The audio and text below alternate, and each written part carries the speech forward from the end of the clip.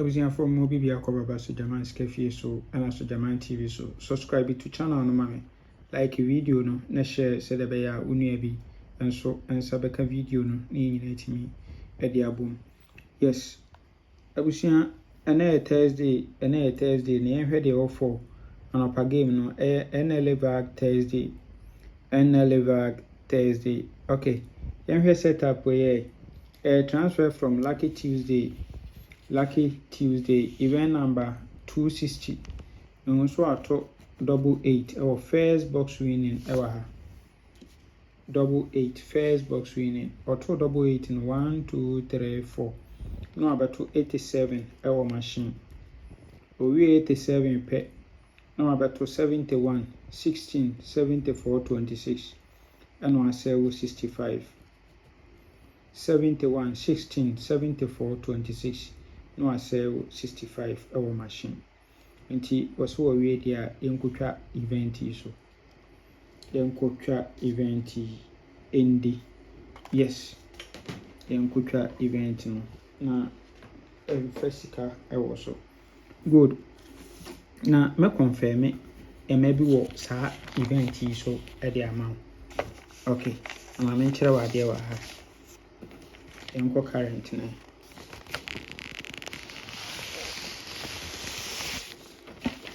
okay the current of 4 Vag Thursday no enso enie nti here obo so beto 88 no our first box winning ever ha nti 1 2 3 4 na wabeto 87 our machine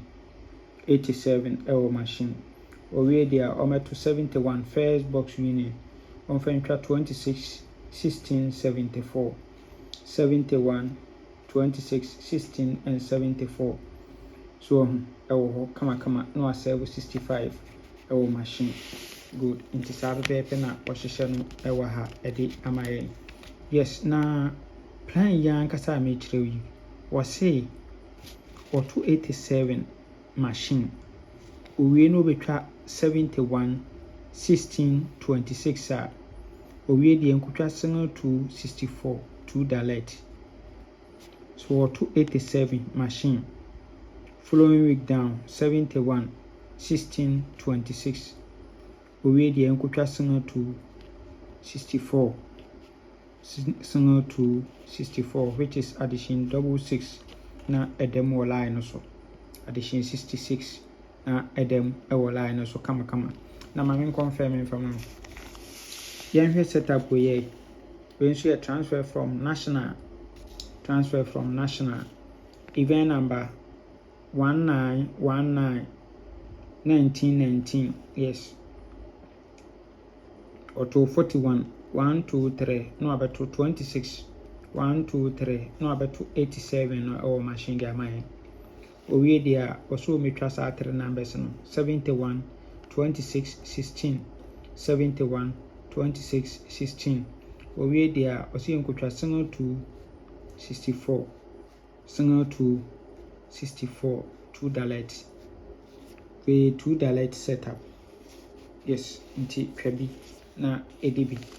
2 dalet setup and also over current na saying na wahihye no ewa ha de amaye nti obeto 41 no ewa ha 1 2 3 no abeto 26 no de amaye 1 2 3 no abeto 87 no we are 71 26 16 71 26 16 tisa pepe na wahihye no ewa ha enso ade amaye kama yes into we dey enkotwa single to 64 single to 64 a 2 dalet enkotwa no kan na into these two event no your 5 event we na ya the event we aso any na to say on set single to 64 no so good ni no so ba benya 8 numbers pair into say ni benya for a full game no say ni benya for a full game no na yi best 5 na akofo your best 3 na akofo your 2 dalet and you back for single 2 no as a free banker single 2 as a free banker and what they will have it in their tomb against 1-90. Yes, na abusua pese wo twa game nso a patch offer number ya 0599212255. Sister Selena obehwe twa ma kama. Oba 0593673300 nso a so jaman me ankasa nso me number eno no. Ana 0246898449 nso ye Mr. Foster for the send na obehwe twa ma kama. Yes, anopa game ye nyina ye ma 25% commission. 25% commission into send game bla ni ntwama aha na odi a ntempa na so no unsa beka usika ntempa na so. Yes, no matter the amount no enwumre ye ana anopa game na no unsa ebeka usika. Yes, anopa game anopa na unsa beka usika after results. Ewia game so ewia na unsa beka usika after results. Nti blafie na ye ne enye adwuma kama. Na menka ho omaya kwatenti ahode wom. Yes, na me say bon kaya say we writer na o POS machine so de aye adwuma blafie na beje POS machine. Me sisika tua bia nim enkoma obi nyi usika se wo koton ama me nyi sika sem bia wa hadamo de hia ne se wo de be ye adwuma we serious a de be ye adwuma bla na me ma POS machine ne bi na fa ye adwuma kama. Bia wo bia no obetimi afa me number yi na afre me ana so be WhatsApp me ma no sa aka bi na menka ho me kwatenti ahode. Bye bye.